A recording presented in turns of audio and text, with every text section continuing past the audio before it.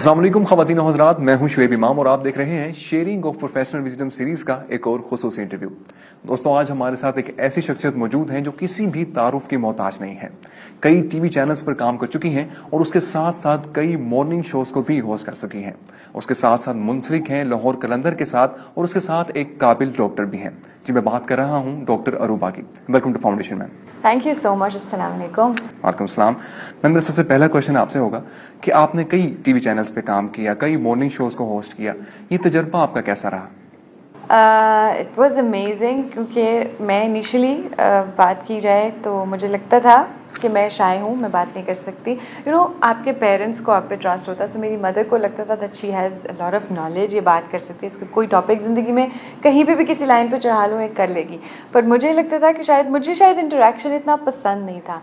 फिर इसी तरह एक इत्तेफाक से कोइंसिडेंस था कि मुझे एक दफ़ा ड्रामा की पहली दफ़ा ऑफ़र हुई, तो वो स्क्रीन एक बड़ी कास्ट के साथ, तो मुझे तब ना थोड़ा सा एक वो होता है, it was a big channel, private big channel. तो फिर मुझे आई आस्क्ड माय फादर कि क्या ये चीज़ है, if I could do, because मेरी फैमिली में कोई भी मीडिया से रिलेटेड नहीं है। नहीं सर, नहीं, आई थिंक आप पहले होस्टिंग से स्टार्ट करें। लाइक होस्टिंग के लिए यू शुड हैव एक आपका एक सतही इल्म के साथ, नॉलेज के साथ आप काम नहीं कर सकते हैं। आपको हर चीज़ को पढ़ना है, रिसर्च करना है, देन आप किसी से बात कर सकते हैं। तो फिर आई सेड नो। फिर लेकिन इत्तेफाक था कि उसी 1-2 महीने के अंदर मुझे एक कॉल प्राइवेट चैनल से को होस्टिंग की ऑफ़र आ गई विद ब्रारुल हक। सो वो एक थोड़ी इन्फैचुएशन थी कि okay there is a star और मैं उनके साथ बैठूंगी, काम करूँगी। वो करते करते फिर मुझे मेरे अपने मॉर्निंग शो की ऑफ़र आई। सो मॉर्निंग शो में ये था कि इट वाज लाइव, और लाइव के लिए आपने कॉल्स लेनी है, आपने अपनी ऑडियंस को डील करना है, और आपके पास हर रोज़ एक नया गेस्ट आएगा, एक नया टॉपिक होगा। So it was challenging for me initially, लेकिन आहिस्ता आहिस्ता फिर ये था कि आई स्टार्टेड लविंग इट। सो आपको पढ़ने का मौका मिलता है, आपको एक्सप्लोर करने का मौका मिलता है। और ऑब्वियसली जो मेरे साथ बैठे, क्योंकि मेरा मॉर्निंग शो कभी भी उन टॉपिक्स का नहीं था कि वो रोज़ मैं एक शादी वीक मना रही हूँ तो ये करी हूँ या वो करी हूँ। मैंने टॉपिक्स रखे होते थे, फॉर 5 डेज़ का था, तो 5 डेज़ अ वीक मेरे डिफरेंट टॉपिक्स थे, जो कि मेरा कोशिश होती थी कि at the end of the day कुछ ना कुछ नॉलेज जाए, जो देख रहे हैं, जो सीख रहे हैं। सो मेरे पास उस तरह के उसी टॉपिक से रिलेटेड लोग आते थे, तो मुझे खुद भी एब्जॉर्ब करें, क्योंकि हमारी ज़िंदगी लाइफ टाइम जो है वो एक लर्निंग प्रोसेस है। सो इट्स नेवर कि आपने कंप्लीट नॉलेज ले लिया। That's great. मैम, आगे बढ़ते मैम, मेरा दूसरा क्वेश्चन आपसे ये है कि आपने कई मॉर्निंग शोज किए और ख़वातीन की एक बड़ी तादाद मॉर्निंग शोज को देखती है और फिर उनके बताए गए तरीक़ेकार को या ट्रेंड्स को फॉलो भी करती है। मैम, मेरी आपसे ये गुजारिश है कि हम मॉर्निंग शोज को इससे किस तरह डिज़ाइन कर सकते हैं कि वो शऊर भी दें और एक अच्छे ट्रेंड भी सेट करें?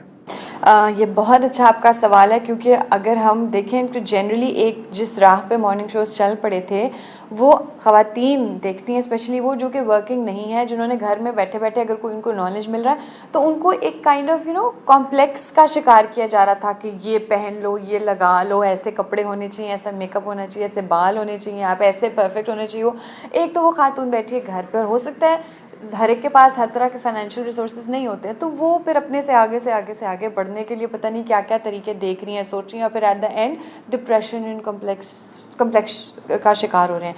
सो ऐसे टॉपिक्स रखिए जो अवेयरनेस देते हैं आपके मुल्क में, आपकी दुनिया में क्या क्या नई बातें हो रही हैं, क्या क्या नई चीज़ें हो रही हैं। सिंपल चीज़ें, जैसे हम कोई कैंपेन चला रहे हैं इन स्पेसिफिक, कोई एक साल में एक स्पेसिफिक टॉपिक होता है, उस कैंपेन को चलाने का मकसद क्या है कि वो बहुत आम जो है आवाम में बहुत मैसेज में प्रिवेल कर रहा है, and it's dangerous. So awareness का मतलब है ताकि लोगों को पता हो, या तो उसको प्रिवेंट कर लें, या तो अगर वो चीज़ आ रही है तो उसको देख के जल्दी उसका डायग्नोसिस, उसकी तशखीस जल्दी करें, और फिर अपना यानी अवेयरनेस हर तरह से आए। क्योंकि हमारे मुल्क में उस तरह से ना वर्कअप होते हैं हेल्थ के बारे में, ना हर एक को नॉलेज दिया जाता है जैसे एडवांस कंट्रीज़ में होता है। सो वो टॉपिक्स आपको रखने चाहिए इन एन इंटरेस्टिंग वे कि लोगों को ये भी ना लगे कि बोरिंग सा टॉपिक सब्जेक्ट पढ़ाया जा रहा है, कौन है जो बैठ के क्लास ले। सो इन अ गुड वे के और आसान तरीके से कि उनको समझ में आए, चाहे वो हेल्थ रिलेटेड है, चाहे किसी की शादी भी होनी है, किसी की काउंसलिंग होनी है, कोई कितने तरह के प्रॉब्लम्स चल रहे होते हैं, तो हर तरह का टॉपिक रखना चाहिए। डेफिनेटली। मैम अगर हम आपके एक्सपीरियंस की बात करें और जो लोग इस इंडस्ट्री में आना चाहते हैं, अपने कैरियर की शुरुआत करना चाहते हैं, उनके लिए एक हर्डल है और एक शिकायत भी है। वो अक्सर कहते नजर आते हैं कि यहाँ पे जो है खूबसूरती को ज़्यादा प्रेफर किया जाता है बनिस्बत टैलेंट के। मैम इस बात में किस हद तक सदाकत है?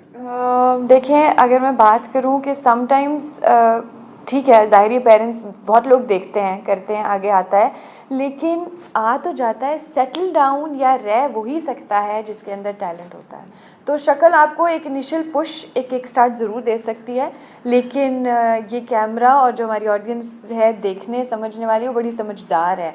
जो चीज़ जो आ तो गया शक्ल के लिए, लेकिन ना उसके पास नॉलेज है, ना वो बोल सकेगा, ना वो मुंह खोलेगा, वो एक सर्टन कैटेगरी में रुक सकते हैं बट आगे नहीं बढ़ सकते, प्रोग्रेसिव नहीं हो सकते हैं।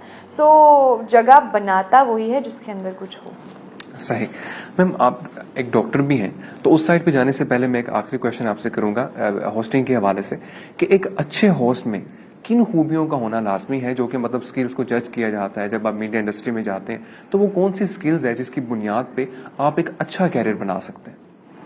सबसे पहले आपके पास नॉलेज होना चाहिए, ठीक है। आप जो बात कर रहे हैं, जिसके बारे में कर रहे हैं, एक प्रॉपर वर्कअप, हिस्ट्री, इंटर्नशिप, पढ़ाई, किसी भी जो है उससे रिलेटेड चीज़ हो, आपके पास नॉलेज होगा, and then you have something कि आपने उसके ऊपर स्टडी प्रॉपर किया है, नॉट ये नहीं कि एक रात की वो एग्ज़ाम की तरह पढ़ के आ गए। सो आप ताकि जब अपने टॉपिक पे बात करें तो आपको महारत हासिल है, आप जो भी शख्स, जो भी एक्सपर्टीज़, जो भी अपने लेवल का टॉप नॉच बंदा आपके आगे बैठा दिया गया, so you are able to question that person. Question का मतलब ये नहीं है कि आपने उसकी क्रेडिबिलिटी को क्वेश्चन करना है, उसका बात का मतलब ये है कि जो वो नॉलेज लेकर आया उसको निकालना है, खुद भी सीखना है, और जिस मैसेज को पहुंचाने के लिए स्क्रीन पे बैठे हैं वो पहुंचाना है। मेरा एक और सवाल था आपसे कि आपने प्राइवेट सेक्टर में काम किया, प्राइवेट टीवी चैनल्स में काम किया और अब पीटीवी में काम कर रही हैं आप। इन दोनों में डिफरेंस क्या है? पॉलिसीज का डिफरेंस क्या है? एनवायरनमेंट का डिफरेंस क्या है? क्या फ़र्क आपने महसूस किया? देखिए, अगर मैं ये बात करूँ तो मैं ज़रूर बात करूँगी, बिकॉज़ बहुत लोग जब मुझसे ये सुनते हैं कि अच्छा स्टार्ट तो एक प्राइवेट चैनल से किया, काफ़ी प्राइवेट चैनल्स पे काम किया, और उसके बाद गवर्नमेंट, सरकारी चैनल कौन देखता है, उसको देखता ही कौन है, लोगों के जहन में एक वो चीज़ है, जबकि ये एक इंटरनेशनल चैनल है, जो कि प्राइवेट चैनल्स हर नुक्कड़ कोने मुल्क में नहीं पहुंचते। ये सरकारी इदारा है, सरकारी चैनल जो हर कोई देख सकता है, हर किसी के पास एक्सेस है। काम करने के हवाले से बोलूँ तो बहुत ज़्यादा प्रोफेशनल है।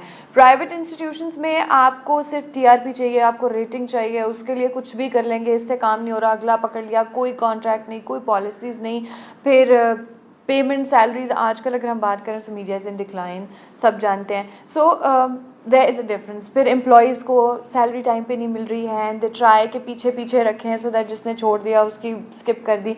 गवर्नमेंट में ऐसे नहीं है, और बड़ा एक सिस्टमाइज्ड तरीके से सब काम चलते हैं। आपका जो डेट फिक्स्ड है उस पर काम हो रहा है, ना डिले है, proper everyone is related, because उनको पता है कि वो जो काम कर रहे हैं उसको ठीक से करें। थोड़ा सा स्लो हो जाता है, लेकिन it's all good. Government is way better working with then the private. जो उसमें थोड़ी हाइप होती है, थोड़ी हर एक तक पहुंचता है, लेकिन I think I'd always prefer the government thing. सही। मैम आप एक डॉक्टर की हैसियत भी रखती हैं, तो मैम जो हामला खवातीन है वो अपना और बच्चे का बेहतरीन तरीके से ख्याल किस तरह रख सकती हैं? Okay, that is very important to know, क्योंकि अगर हम खाली सबसे पहले एक आम लड़की, बच्ची, खातून किसी भी उम्र की पाकिस्तान में ले लें, सबसे पहली जो हमारे यहाँ आती है वो आती है क्योंकि हमारी डाइट प्रॉपर नहीं होती, न्यूट्रिशन अच्छी नहीं होती, एनीमिया, जो खून की कमी है, और सबसे कॉमन जो है वो आयरन डेफिशिएंसी है। सो सबसे पहले औरत को, लड़की को, बच्ची को, हामिला खातून हो, सिंगल हो, उसको अपना ख्याल रखेगी तो ही किसी और का रख सकेगी। बल्कि आप आजकल तो बड़ी अच्छी कैंपेन्स भी चल रही हैं कि जब तक आप खुद स्ट्रांग नहीं हैं, आप अपना नहीं ख्याल रखेंगे, किसी और का कैसे रख सकते हैं। सो अपनी उनको वर्कअप करना चाहिए। जब कोई लड़की, कोई खातून ये सोच रही हैं कि उन्होंने आगे जाके कंसीव करना है, तो अपने ब्लड टेस्ट पहले करवाने चाहिए। इस चीज़ का ख्याल नहीं रखते लोग, तो क्योंकि जब आपको एक ऑलरेडी लोअर लेवल पे आपका जो आयरन चल रहा है, जब आप प्रेग्नेंट होंगे तो और ज़्यादा डिमांड बढ़ती है और नीचे चला जाता है, जिसकी वजह से बहुत सारे प्रॉब्लम्स हो सकते हैं, वो भी मैं आपको ज़रूर मेंशन करूँगी। उसमें क्या है कि प्रेगनेंसी से पहले कंसीव करने से 3 महीने पहले एटलीस्ट फॉलिक एसिड और आयरन के सप्लीमेंट्स लेना स्टार्ट कर देने चाहिए। जब आप ये सोच रहे हैं, प्लान करें, या कोई ऐसी बच्ची जिसकी शादी होने वाली है उसको भी चाहिए कि वो शादी से 3-4 महीने पहले ही आयरन सप्लीमेंट्स लेना शुरू कर दे। उसमें क्या होता है कि ये सबसे पहला इशू है कि जब खून की कमी होती है तो जो लोगों को देखने में जो लड़की महसूस करेगी उसको क्या होगा कि वो ईजीली थक जाती हैं, बहुत जल्दी उनका स्टेमिना ख़त्म हो जाता है, कमज़ोरी होती है, थोड़ा सा काम करती हैं तो सांस फूलने लगता है, दिल के प्रॉब्लम्स शुरू हो जाते हैं, दिल की धड़कन तेज़ हो जाती है। तो यहाँ से उनको पता चल सकता है कि उनके अंदर ये सिम्टम्स आ रहे हैं और उनको किसी न किसी फॉर्म में सप्लीमेंट की ज़रूरत है। अपनी डाइट को सबसे पहले अच्छा कीजिए और उसके बाद सप्लीमेंट्स ज़रूरी हैं लेना। सो ये पहली चीज़ आती है। उसके बाद इफ़ यू वांट कि सारी लिस्ट इकट्ठी मैं मेंशन करूं, सो उसी से रिलेटेड प्रेगनेंसी में बहुत सारे इश्यूज़ भी हो सकते हैं जिनका ख्याल रखना ज़रूरी है, क्योंकि यहाँ पर इतना केयर नहीं की जाती कि बस कंफर्म कर लिया प्रेगनेंसी है, आगे जाके कोई चेकअप्स नहीं होते कि आपका मंथली वीकली प्लान्स चल रहे हैं। अगर आपका अल्ट्रासाउंड स्केड्यूल में आ रहा है, आपको डॉक्टर बता रहा है, तो वो इसलिए नहीं है कि आपने जाना है और आपका कोई ख़र्चा होना है या फिर उनको शौक़ है। ये ज़रूरी चीज़ें हैं। आपके ब्लड टेस्ट, हर जिस तरह कहा जाए तो बहुत सारी ऐसी ख़वातीन होती है जिनको नॉर्मल लाइफ में शुगर नहीं होती लेकिन प्रेगनेंसी में इन स्पेसिफिक हो जाती है, जिसको हम जेस्टेशनल डायबिटीज़ कहते हैं, जो कि 20वें हफ्ते से लेके 24वें हफ्ते में डायग्नोज करना या ब्लड टेस्ट हर हामिला खातून का करना ज़रूरी है, क्योंकि उसके बहुत सारे नुकसानात हो सकते हैं। जिसमें एक निशानी ये आ रही होती है कि जो बच्चा होता है उसका साइज़ बहुत बड़ा हो जाता है, फीटस का साइज़ बहुत बड़ा होने लग जाता है, जिसको हम मैक्रोसोमिया भी कहते हैं। इसी तरह बहुत सारी ऐसी ख़वातीन होती हैं जिनको नॉर्मल डेली लाइफ में ब्लड प्रेशर का मसला नहीं होता, लेकिन प्रेगनेंसी में ब्लड प्रेशर हाई रहना शुरू हो जाता है। और ब्लड प्रेशर हाई रहने से, जो कि अगेन आपके 20वें हफ्ते से शुरू होता है, आपका रेगुलर चेकअप्स होने चाहिए, जहाँ से आप में बहुत से प्रॉब्लम्स हो सकते हैं कि अगर आपका ब्लड प्रेशर हाई है तो ज़रूरी हो सकता है कि आपका जो बेबी है उसको ऑक्सीजन सही से नहीं जा रही हाई ब्लड प्रेशर की वजह से। और जब ऑक्सीजन नहीं जाएगी, क्योंकि खून का काम है कि उसने अपने साथ साथ ऑक्सीजन और न्यूट्रिएंट्स को कैरी करके बच्चे तक लेके जाना है, सो जब वो नहीं मिलेगी तो बच्चे की जो ग्रोथ है वो रिस्ट्रिक्टेड रह जाएगी। सो उसकी वजह से कॉम्प्लिकेशंस हो सकती हैं, अर्ली डिलीवरी हो सकती है, बच्चा की प्री मैच्योर डिलीवरी हो सकती है, जिसमें बहुत सारी प्रॉब्लम्स हो सकते हैं। So there are unlimited problems अगर हम बात करें। और इसके साथ इन्फेक्शंस प्रेगनेंसी में बहुत ज़्यादा कॉमन है, क्योंकि हर चीज़ के चेंजेस आते हैं एक हामिला खातून के अंदर। उनकी जो क़ुव्वत मुदाफ़ियत है वो भी कम हो जाती है, उनके हार्मोन्स कम हो जाते हैं, स्ट्रेस ईजी हो जाता है,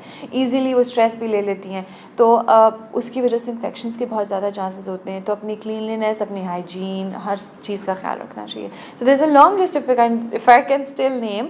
उसी में फिर उसके बाद हम बात करते हैं, कभी कभी कॉम्प्लिकेटेड प्रेगनेंसीज हो जाती हैं। सो अगर मैं नाम लेना शुरू करूँ वो एंडलेस हो जाएंगी, बट डेफिनेटली मैम, इस चीज़ को आगे बढ़ाते हैं।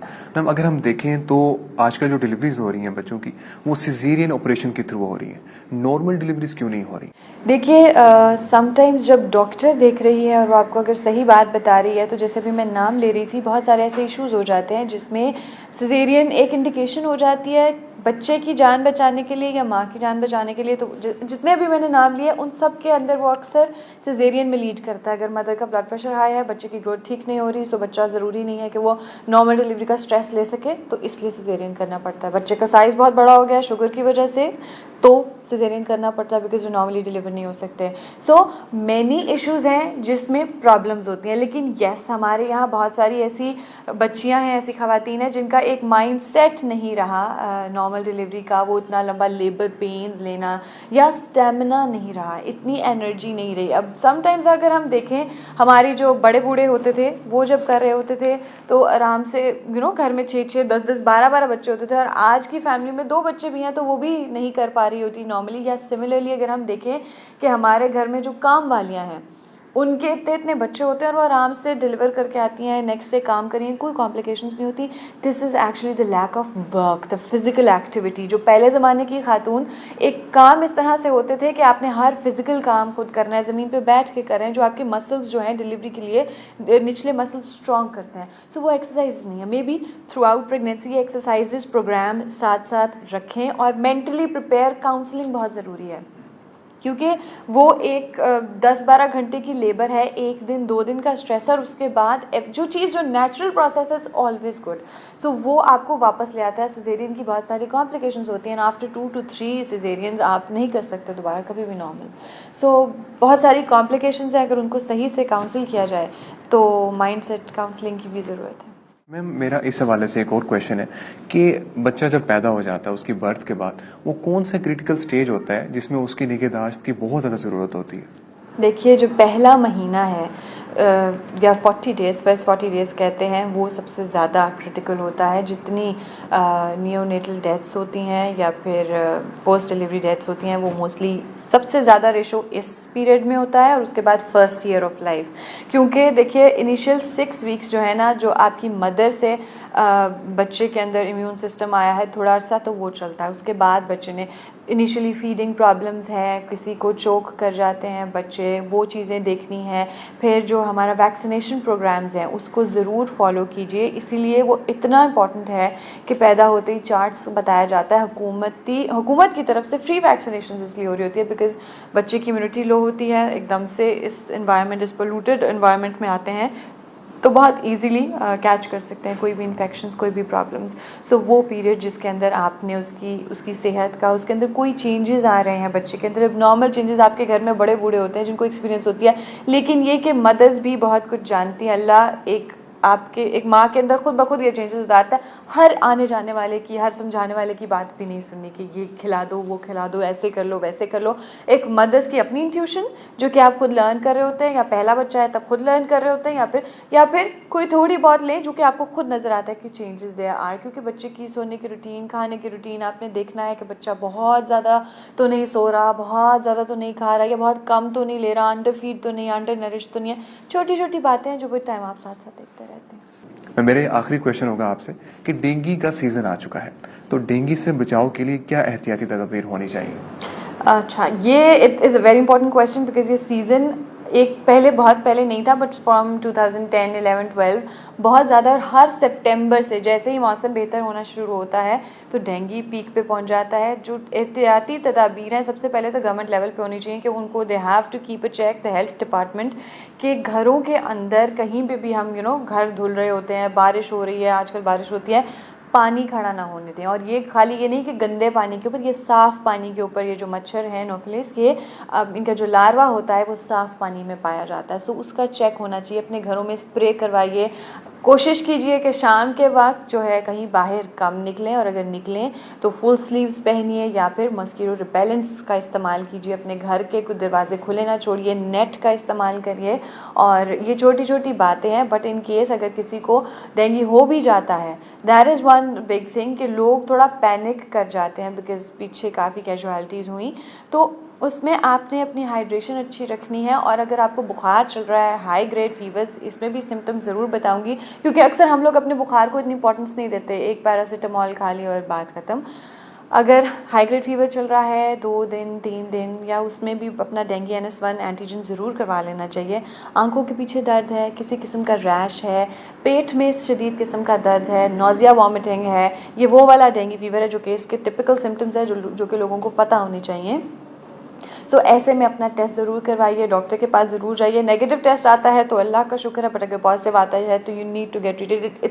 इतना डेंजरस नहीं है जिस तरह लोग सुनते हैं, सोचते हैं, समझते हैं कि ये जानलेवा है, लेकिन अगर इसको सही से ट्रीट ना किया जाए तो it is one very dangerous चीज़। और उसमें सबसे इंपॉर्टेंट बात यह है कि अगर पहले कभी किसी की डेंगू की हिस्ट्री है, उनको डेंगू हो चुका है, या फिर आपको कोई ब्लीडिंग साइंस नज़र आए, आपकी नाक से खून आ रहा है, आपके गम्स से खून आने लग जाए बुखार की सूरत में, इन कंडीशंस के दौरान, या फिर कोई आपको स्टूल में, आपको यूरिन में, किसी फॉर्म में खून आने लग गया है, तो ज़रूर रब्ता करना चाहिए।